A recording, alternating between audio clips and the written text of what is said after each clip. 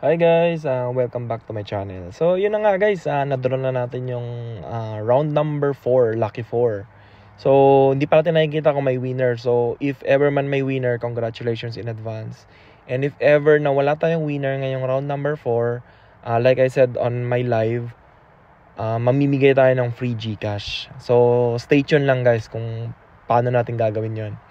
So anyways, let's proceed dito sa lucky 4 round number 5. So again, sa mga bagong followers natin, very simple lang yung mechanics ng game na to.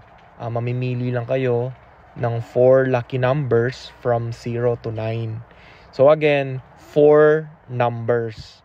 Kasi yung iba 5 numbers. So 4 lang guys, 4 lang.